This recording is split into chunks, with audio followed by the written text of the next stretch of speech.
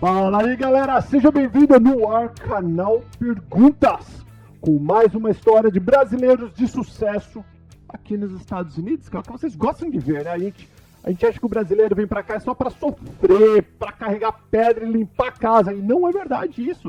Tem muitos brasileiros que empreendem e muitos se dão muito bem. E o cara que eu tô hoje, eu tava conversando um pouquinho com ele agora antes de começar. O cara é uma máquina. Se o dia tivesse mais horas, ele tava gostando. Você se considera um workaholic? Sim, eu tenho que confessar que sim, Paulo. Não tem como não ser, né? Se tivesse mais um pouquinho de horas, certamente eu iria usar. Muito bem-vindo, Jalber Nunes! Obrigado, um prazer estar aqui, um prazerzaço estar aqui com você. Obrigado pelo convite. Eu fico muito orgulhoso de você ter aceitado, ainda mais sabendo como cada minuto da sua vida é importante. E eu sempre falo para as pessoas que o tempo é o nosso acesso mais valioso. Porque o dinheiro é infinito. O dinheiro é infinito, agora o tempo não. E a gente começa a morrer a partir do dia que a gente nasce. Tem uma frase que eu acho fantástica, né? Tudo que o dinheiro pode comprar é barato, né? Olha, boa, não conhecia. Tudo que o dinheiro pode comprar é barato. É barato. O tempo você não pode comprar, né? Incrível, né? O dinheiro, ele ajuda a gente a comprar um pouquinho do tempo. Mas quando você mais quer o tempo, assim, o dinheiro não vai te ajudar. E quando a hora chega, não tem dinheiro. Você sabia que os únicos que tentaram levar o dinheiro depois da morte foram os egípcios? Com as pirâmides, ele falou, não, a gente vai levar o dinheiro. Foram tudo roubado. Não vai. Não tem como, Não né? vai. Quem se leva da vida tá na cabeça, né? É isso aí. Experiência. É isso aí. Então vamos lá. Conta assim pra gente rapidinho, pra quem não te conhece ainda, de onde você era do Brasil, o que você fazia, tu é casado, solteiro e como que você veio parar aqui nos States? Vamos lá, muito legal. Bom, meu nome é Jalber Nunes, eu sou natural de Olinda, Pernambuco, maior orgulho, torcedor do Esporte Clube do Recife, né? Mas eu, nos últimos 15 anos, antes de vir para os Estados Unidos, eu morava no Rio de Janeiro, eu fui transferido pela empresa que eu trabalhava para o Rio de Janeiro e fiquei lá por 15 anos. Fui sozinho, com 24 anos, né? E aí conheci minha esposa lá, e meu filho também nasceu lá, o João Pedro, com 7 anos hoje, e a Mariane, ela é minha esposa carioca, né? O bom é que o carioca e o recifense, ambos falam com o X, né, puxado, então a escola e por aí vai. Então, o recifense, ou olindense, ele é bom de festa também, que o carioca gosta? Tem, bastante. Carnaval lá é muito bom, né? Os bonecos de Olinda, Galo da Madrugada, enfim, tudo isso. Mas é bem legal. Então eu fui pro Rio e aí eu trabalhava numa multinacional inglesa. 15 anos depois que eu estava lá no Rio, surgiu a oportunidade. Na verdade, eu já vinha preparando a minha esposa para essa mudança para os Estados Unidos. Ela sabia, conscientemente ou inconsciente? Não, ela sabia que eu tinha vontade de morar fora do Brasil, né, na Europa ou nos Estados Unidos. E isso foi amadurecendo aos poucos na cabeça dela, né? A gente veio para cá, foi para a Europa de férias, tal, amadurecendo. E, obviamente, uma conjunção de fatores, né? O Brasil com estabilidade econômica, social e política, segurança no Rio de Janeiro bastante complicada, né? Acho que muitos brasileiros se questionam isso. E a gente acabou, depois que tem um filho, as coisas mudam, né? Muda tudo. E aí ela começou a repensar nisso. E ela falou, olha, eu topo, inicialmente, vamos passar 2 anos lá, a gente vê como é e tal. Mas quando nasceu o filho, ela falou, eu tô vendo que eu não posso privar o meu filho disso se a gente tiver essa condição de fazer. Eu falei, olha, a gente vai fazer, mas vai fazer de uma forma planejada. E vamos chegar nos Estados Unidos de uma forma planejada. Então, para você ter uma ideia, 1 ano antes de eu me mudar para os Estados Unidos, meu filho tinha 3 anos, eu coloquei ele para estudar no Rio de Janeiro, na escola americana. Legal. Para ele já ter um embasamento e já entender como seria a educação aqui. E isso foi fundamental, porque 1 ano depois a gente se mudou, conforme planejado. E quando a gente se mudou para cá, em 2017... eu trabalhava numa multinacional que era de Los Angeles, e aí eu vim para cá. Em pouco tempo, em 11 meses eu já estava com meu green card, porque, enfim, era um processo que ocorreu em virtude do meu background acadêmico, ou seja, da minha história de estudo acadêmico e também profissional. Você é formado em quê? Eu sou formado em ciência da computação, tenho um MBA, tenho uma pós-graduação em marketing, um MBA em gestão empresarial e tenho um mestrado em administração com ênfase em marketing pela Universidade da França, de Tours, na França. Então, isso acabou pesando, me ajudou bastante a trazer, enfim, essa bagagem para cá, né? Os Estados Unidos, ele valoriza isso. E quando a gente se mudou para cá, né, o meu filho, a adaptação dele na escola foi nota 10, melhor impossível, porque foi planejada. Né? Legal. E a minha esposa também. Então, antes de eu me mudar para cá, o que eu fiz? Eu vim para cá passar 2 meses antes.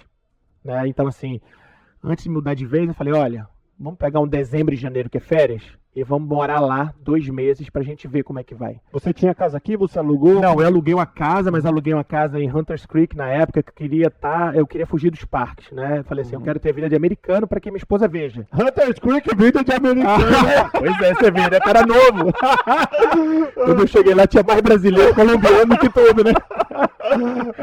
Mas enfim, a ideia era fugir dos parques, né? Então vamos fugir dos parques, vamos fazer a vida de americano, de ir no Publix, vamos, né? Não vai no Walmart, vai no Publix, então, enfim, vamos fazer isso. E aí, depois de 2 meses, ela adorou e ela nem queria voltar mais pro Brasil. Nossa, né? que legal. Eu falei, não, calma, vamos voltar pro Brasil, vamos empacotar tudo, deixa eu negociar com a empresa e a gente vai fazer tudo certinho, né? E assim foi, e a gente veio desde 2017, em maio, que a gente chegou aqui. Eu te falo que são quase 3 anos muito intensos aqui, que a gente já está na América. Então, isso é interessante você falar. Quando você fala intenso, o que você... Porque para quem está ouvindo é fácil, ó, já veio empregado. O cara, em menos de 1 ano, já tinha o green card. Que intensidade que é essa? Então, quando eu vim para cá, na verdade, a opção que... mais ou menos assim, a empresa... ela teria uma opção de me transferir, porque ela tinha filial no Brasil, né? Mas para isso eu teria que esperar mais de 1 ano, enfim, 1 ano e meio. E eu arrisquei e falei assim, olha, eu não quero esperar, eu preciso vir para cá agora, porque o meu filho precisa estudar agora, ele vai fazer 5 anos em julho. E agosto começa as aulas. Agosto começa as aulas, exatamente. Eu não quero, e 5 anos é a idade que entra, né? Eu não quero perder isso, tá tudo no meu planejamento. Eu falei assim, olha, falei para a empresa, né? Olha, eu vou com ou sem vocês, eu preciso saber se vocês querem tá comigo. Eu tô enfim, eu quero estar junto, mas eu preciso ir. O visto eu vou tirar, vocês não precisam nem se movimentar, então não foi o visto que a empresa me deu, eu tirei para mim, que é o EB2, e ele é meu. Então, se eu fosse demitido, por exemplo, eu não precisava voltar pro Brasil, né? Faz parte do planejamento, né? Então, vim. Então, quando eu vim para cá, a gente veio, a minha esposa, ela não queria mais trabalhar em empresa, ela trabalhou a vida inteira em multinacional também, e eu falei, bom, vamos empreender na América, porque aqui é o lugar. Sim, você nunca tinha empreendido no Brasil, não. Sempre foi empregado. Eu sempre fui empregado e eu era professor também, ainda sou, né, de MBA e mestrado no Rio de Janeiro. Então, eu dava aula de empreendedorismo, falava tudo, mas nunca tinha metido a mão na massa, né? Pelo simples fato que o Brasil, realmente, para você empreender, não é fácil, né? Então, eu tinha uma carreira consolidada como executivo e acabei preferindo ficar nessa carreira e minha esposa também. Quando a gente veio para cá, surgiu a oportunidade. Então, a primeira porta que eu fui buscar, bom, estou num país que não é meu, não conheço ainda 100% da realidade, eu gosto muito de me ambientar, estudar o ambiente para fazer as coisas corretas, e aí eu falei, bom, vamos começar com a franquia. Uma franquia americana vai ser bom porque ela vai dar um embasamento certo para a gente, vai ter um embasamento legal, né, que a franquia vai me dar, e vai ser ótimo, vai ser um excelente aprendizado. E aí eu convidei um amigo para ser sócio, então a gente abriu uma empresa de home inspection aqui, que é um business bem típico do americano, né? Então, chamada Home Team Inspection Service. Para quem não conhece ainda, que está ouvindo pela primeira vez essa palavra home inspection, o que é exatamente? Legal, perfeito. Paula, todo americano não, mas tem uma pesquisa que mostra que 95% das pessoas que compram casas nos Estados Unidos, elas optam por fazer uma inspeção na casa. O que é isso? E principalmente se for financiar, é obrigatório. Mas aí é do banco. Do banco, eu tô falando a dele. Porque lembra quando no Brasil a gente comprava um carro usado, você só fechava o negócio e o mecânico desse uma olhada antes? Lembra. Por que a gente não faz com casa que é muito mais caro? Né? Então faz todo sentido. Todo sentido. Então, assim, aqui nos Estados Unidos, 95% das pessoas que compram optam por isso. Você tem que chamar uma empresa que essa profissão é regulamentada pelo governo da Flórida, pelo departamento de business da Flórida. Então, é uma carga horária, tem enfim, um certificado e uma licença para isso. Esse profissional, ele está apto a ir na casa e ele avalia mais de 300 itens da casa. Desde o ETIC, o sótão, o telhado, elétrica, encanamento, fundação, tudo da casa. Então ele vê se tem vazamento, qual o problema. Então ele dá uma geral na casa e dá um alerta. Porque quando você vai comprar uma casa, você olha ela por fora, ela está linda, mas você não sabe o que tem por dentro. Né? Então às vezes você está comprando uma casa e o telhado vai ter que trocar no mês seguinte a $30 mil. E o inspetor consegue ver isso. E o inspetor consegue ver isso, e a gente gera um reporte, um relatório de 40 páginas, com fotos e tal, e o cara pode tomar a decisão de continuar comprando a casa, negociar o preço da casa porque ele viu um problema, ou desistir da casa sem penalidade. Isso está previsto também no agreement, no acordo que tem aqui imobiliário. Né? Então, essa foi a primeira empresa, enfim, que a gente trouxe. Foi ótimo, porque ela tem 160 unidades nos Estados Unidos, é a maior da América. E nós somos o responsável pela franquia aqui da Grande Orlando. Que está crescendo pra caramba. Crescendo, pois é, são quase 2 anos de empresa, tá ótimo. Junto com isso, logo depois, surgiu a oportunidade de eu abrir uma empresa, uma consultoria aqui para mim. Porque, enfim, algumas empresas começavam a pedir, pela minha expertise de fazer business plan, né? Ou seja, plano de negócios, analisar estratégia, entrada de mercado, algumas empresas ou até investidores falavam, cara, me ajuda com isso, faz um business plan para mim e tal. E eu abri uma empresa chamada Key Account Management Consulting Corp, que é a CAM. Basicamente, ela atende 2 públicos, né, assim, distintos. São grandes ou médias empresas que querem ter uma gestão de grandes contas, né? Então, por exemplo, como gerir uma Coca-Cola como cliente? É totalmente diferente de você gerir um pequeno cliente. Sim. Né? Uma AB InBev, uma Budweiser, uma Heineken, uma Hershey's.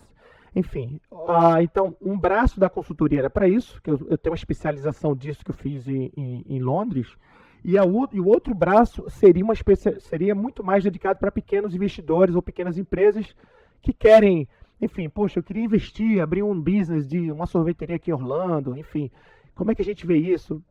O cara que quer ter o mínimo de planejamento, né? Sim. A gente sabe que mais de 80% das empresas quebram no primeiro ano porque não tem planejamento, né? Então essa era a ideia. Então eu abri também essa consultoria, fui pegando, mas assim, sem muito esforço, sem divulgar, sem nada, e enfim, fui pegando uma empresa aqui, outra acolá.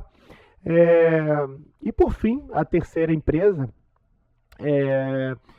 um amigo meu enfim, de Recife, que morava no Rio de Janeiro, amigão de infância, um casal que eu tenho muito apreço, veio aqui para Orlando e aí falando comigo, pô, Jalber, eu sei que você está trabalhando aí como, enfim, diretor numa empresa aí agora do Canadá, mas enfim, você não quer investir comigo? Aí me falou de uma oportunidade de trazer um salão de beleza para cá. A marca Werner Coiffeur. O Werner é um alemão que foi para o Brasil quando era pequeno, morou no Sul, depois foi para o Rio de Janeiro, e lá construiu um império de mais de 50 salões no Brasil, uma das maiores franquias de beleza aí do Brasil. Ele é o queridinho de várias globais, enfim, ele já fez o cabelo e faz ainda de várias globais. E ele tinha um sonho de vir para os Estados Unidos, né, de abrir uma franquia aqui. E aí esse meu amigo João Roberto falou comigo, enfim, sabia que fazia business plan. Falei, cara, vamos dar uma estudada, a gente só entra no que a gente estuda, né? Para não entrar de cabeça e sem saber para onde está indo. Então, passei 30 dias estudando o tema, o mercado americano, porque a gente está falando dos Estados Unidos, é totalmente diferente, né? Então, eu estudei profundamente o mercado americano de beleza, não só o global Estados Unidos, depois Flórida, depois Grande Orlando, enfim, até chegar em Celebration, que é a unidade que a gente abriu a primeira. E eu montei 40 slides ali, um pack de slides, né, para mostrar o que seria o business plan, né? E aí a gente mostrou e foi um sucesso. O Werner aprovou imediatamente e hoje nós somos o master franqueado para esta marca aqui nos Estados Unidos. Ou seja, qualquer pessoa que queira abrir nos Estados Unidos, fala com a gente. Então vocês pensam em expandir franquias. Exatamente. E até legal, oportunidade para quem pensa em vir com visto E2 e tal, nada toda. O investimento não é muito grande. Não é. Inclusive, eu já confirmei isso com a nossa consultoria. Eles falaram assim, cara, o E2 é muito fácil para esse business, porque uma das coisas que é avaliada se é um business novo ou não. O Werner tem 30 anos de Brasil e tem 50 unidades. E cabelo, a maioria da população tem cabelo. Exatamente, perfeito. Então, assim, o que eu vi do meu consultor de visto, ele falou assim, olha, é fácil tirar o E2 para esse tipo de negócio, né? Então, é mais uma oportunidade. No nosso business plan, no nosso plano de negócio, a gente vislumbra abrir mais 5 unidades aí nos próximos 7 ou 8 anos.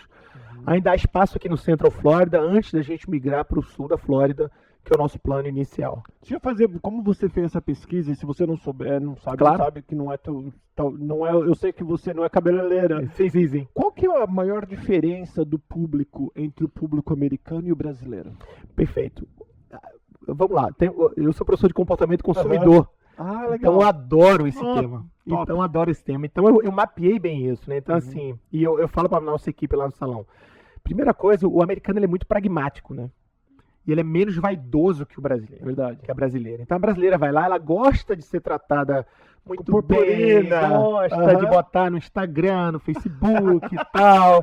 Né? Então adora. Exato, né? O americano é mais pragmático. Então a brasileira vai lá, é um evento, é uma festa, né? Chama as amigas, toma champanhe. Então ela quer ser bem tratada e ela vai gastar o dinheiro, porque ela dá um valor para aquilo. Mas ela não é planejada nem pragmática. Americano não, americano vai lá, ela tem constância. Então a americana, ela vai, faz o que tem que fazer, ela aprecia o bom serviço, ela coloca o review. Isso, dá review. Ela dá review, porque a brasileira não dá normalmente, a americana dá review espontâneo, basicamente no Yelp ou no Google.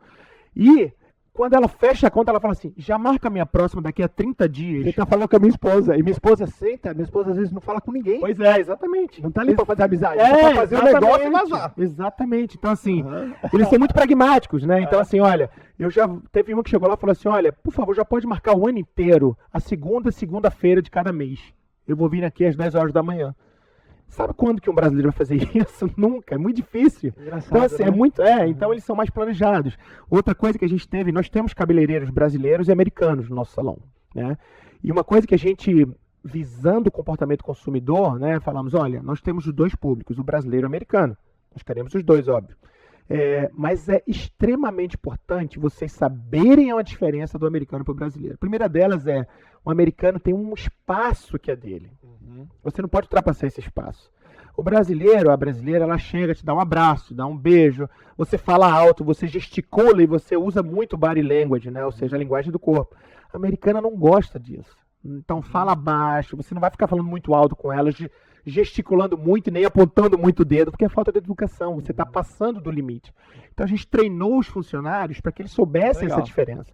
Então hoje eu me alegro de dizer que 70% do meu público hoje é americano, que era o que estava previsto no meu business plan. Então a gente soube como encaixar e como tratar bem esse público americano do salão. Então isso foi fundamental para a gente. Cara, eu não sabia que você... Como que chama quando você estuda o comportamento consumidor, né? Consumer behavior, né? O comportamento consumidor é uma matéria fantástica, né? Porque eu dava essa aula, eu dava em turma de mestrado. Então, assim, você entender o consumidor antes de você se propor a um business, né? Então, assim, já teve amigo meu que me chamou e falou assim, cara, eu tenho um business, me dá uma ajuda aqui. Aí ele fala, depois eu falo assim, quem é seu cliente? O cara não sabe. Ele não sabe. Ele está jogando para o ar para ver quem pega. É o primeiro erro. Então, se você não se preparar, se você não estudar quem é seu cliente, e aí sim, você tomar ações baseadas no seu cliente, você não vai crescer. Sabe? Então, quando a gente foi fazer o salão, a gente dividiu. Eu tenho ações de marketing específicas para americanos e tenho ações de marketing específicas para o meu público brasileiro. Né, que, diga-se de passagem, o meu público número 1 lá ainda é o americano, né? É o que estava previsto no nosso estudo, mas há diferenças. Como eu falei, além de ser mais pragmático, ele é bairrista. O americano ele não viaja de um bairro para outro. Então, o americano de Celebration vai no salão de Celebration. O americano de Interpark, ele não vai no salão de Celebration. Ele vai procurar um salão Interpark. Já o brasileiro, não. Ele viaja até 30 milhas para ir num bom cabeleireiro, que ele confia. Porque ela é mais vaidosa, ela quer ter o cabelo dela tratado por aquela pessoa que ela confia. Então ela vai viajar até 30 milhas. Pra você ter noção, Paulo, a gente recebeu gente de Jacksonville, de Tampa e de Miami. Olha só, Clay, não se preocupem que eu vou deixar todas as informações aqui do salão na descrição do vídeo ou do podcast. Se você estiver somente ouvindo a gente, olha a descrição que está aqui. Celebration, vizinho meu lá. Isso aí, bem legal, vale a pena visitar. Deixa eu voltar um pouquinho. Vamos lá. Para quem está ouvindo, para o empresário, ou para o empregado, ou para qualquer pessoa que está ouvindo, você fala, tudo muito fácil. Tudo muito fácil. O cara pelo jeito, é o top, é o gênio da lâmpada. Aí ele vem com uma graninha, já vem empregado, tem green card, aí apareceu essa oportunidade, deu certo. Vamos falar das dificuldades que existem, o que ninguém mostra, o que ninguém fala. Exatamente. Quais são as maiores dificuldades que você enfrentou, que você vê as pessoas, amigos, enfrentando? Por falta de planejamento, talvez. Essa eu diria que é a primeira, né? Então, muita gente vem para cá sem se planejar, sem nem saber a realidade. Eu me deparo muito com pessoas assim, tento alertar, mas às vezes não adianta. Mas o fato é, ninguém conquista as coisas, ninguém sobe na vida sem esforço, sem suor. Então eu estava falando com você que ontem foi dormir 2 horas da manhã, o que tem se tornado uma certa rotina na minha vida. Então assim, a gente acorda cedo, dorme tarde, acorda cedo, dorme tarde. Nada vem por acaso. Então tem que ter muito suor, tem que ter muito planejamento. Então assim, eu já abri empresa aqui nos Estados Unidos que eu fechei depois porque não deu certo, não era um ramo que eu estava e que eu não ia, eu tenho certeza que, enfim, ele estava indo para um lado que não ia atender os meus anseios. E você tem que ter a humildade de falar assim, não vai, por aqui esse caminho não vai. E você para e refaz a sua estratégia para frente. Eu acho que basicamente, o que poucas pessoas fazem, mas é essencial, é você planejar o que você quer para você, porque senão a vida vai te levar. E ela vai te levar para onde o vento soprar. Mas quando você planeja a sua vida, quando você toma a rédea ali da sua vida, você sabe para onde você quer ir. E aí, meu caro, não tem segredo, é botar esforço. Não adianta, mesmo que venha um cara com muito dinheiro ou com pouco dinheiro, se não tiver planejamento, se não tiver esforço, suor pingando, não vai sair. Nada vai cair do céu aqui na América. As pessoas falam, é muito legal, os Estados Unidos é ótimo, mas aqui se trabalha muito para conquistar as coisas. Acho que a grande diferença é, se você derramar o suor, vai ser recompensado.